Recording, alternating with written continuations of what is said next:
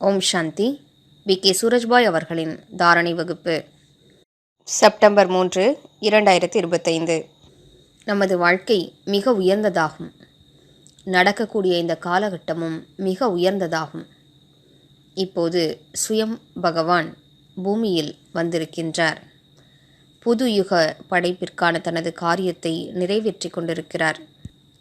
அவரது அநேக ஆத்மாக்கள் முழுமை நிலையை நெருங்கி கொண்டிருக்கிறார்கள். வரக்கூடிய காலகட்டமோ பயங்கரமானதாகும். பாபாவும் மகா விநாசத்தை பற்றி கூறியிருக்கின்றார். மேலும் தற்காலத்தில் ஜோதிடர்களும் அறிவியலறிஞர்களும் கூட அதனை பற்றி கூறிக்கொண்டிருக்கிறார்கள். பலவீனமான மனம் படைத்தவர்கள் அவற்றை பற்றி கேட்கக்கூடாது. ஆனால் நான் ஒரு விஷயத்தை கூற விரும்புகிறேன். நீங்கள் விநாசத்தை பற்றி தெரிந்து கொள்ளவில்லை என்றால் தன்னைத்தான் அதற்காக எவ்வாறு தயார்படுத்திக் கொள்வீர்கள்? தன்னைத்தான் உறுதியானவராக ஆக்கிக்கொள்ள வேண்டும். நாம் எதனை பற்றி கேள்விப்பட்டாலும் சகஜமான உணர்வோடு சாட்சி பார்வையாளர் என்ற நிலையில் நிலைத்திருந்து, மேலும் இப்போது என்னவெல்லாம் நடந்து கொண்டிருக்கின்றனவோ அவைதான் நடந்தாக வேண்டும் என்பதை புரிந்து கொண்டு கேட்போம். ஏனென்றால் வீடு மிகவும் பழையதாக ஆகிவிட்டது. அது இடிந்தே ஆக வேண்டும். புது வீட்டை கட்டுவதற்காக பழையதை உடைத்துதான் ஆக வேண்டும். எனவே வரக்கூடிய காட்சிகளை சிந்தனையில் வைத்தபடி தன்னைத்தான் உறுதியானவராக ஆக்கிக்கொள்வோம். சிலர் நடக்கக்கூடிய விஷயங்களை பற்றி கேள்விப்பட்டு மிகவும் பயந்து போகிறார்கள். பலருக்கும் மன அழுத்தம் ஏற்படுகிறது.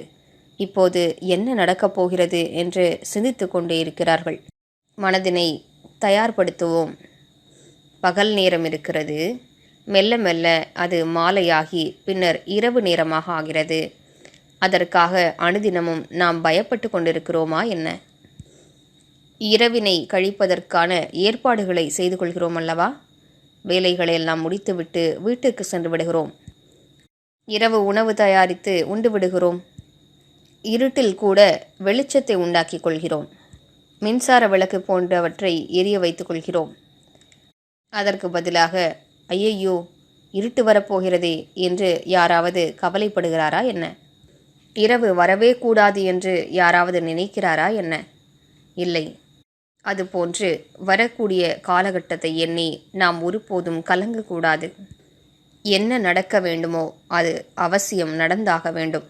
இதில் முக்கியமான விஷயம் என்னவென்றால், நமது கடமை நமக்கு முக்கியமாக நினைவில் இருக்க வேண்டும். அதன் நினைவு இருக்க வேண்டும். நாம் இந்த உலகை துக்கத்திலிருந்து விடுவிக்கக்கூடியவர்களாவோம். நாம் உலக ஆத்மாக்களுக்கு முக்தி மற்றும் ஜீவன் முக்தி வழங்கக்கூடியவர்களாவோம். அவற்றிற்கான பாதையையும் காட்டுவோம்.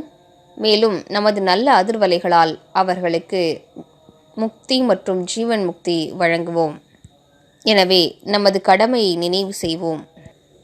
பாருங்கள், அவசியம் மகா விநாசம் ஏற்பட போகிறது. 3ஆம் உலக யுத்தத்தை பற்றி பலரும் பேசிக் கொண்டிருக்கிறார்கள். எளிதாக புரிந்து கொள்ளலாம்.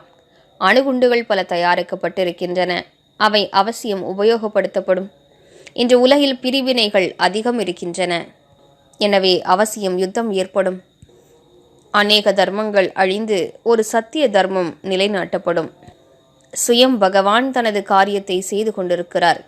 மேலும் அவர் பெரும்பான்மையான தனது காரியத்தை முடித்து விட்டார்.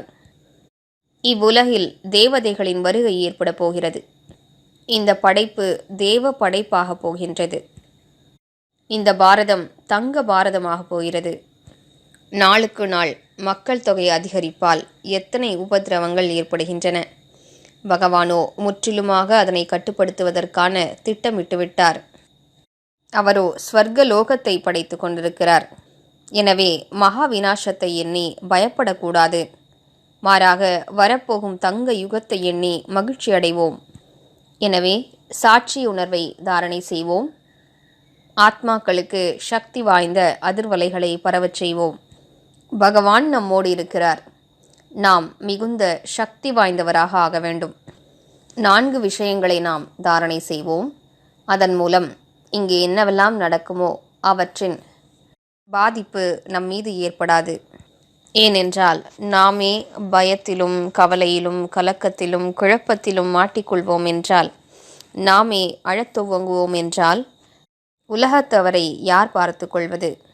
எனவே தன்னைத்தான் உயர்த்தி கொள்வோம். சுயமரியாதை நிறைந்தவராக ஆகிவிடுவோம். மனதினை பக்குவப்படுத்துவோம்.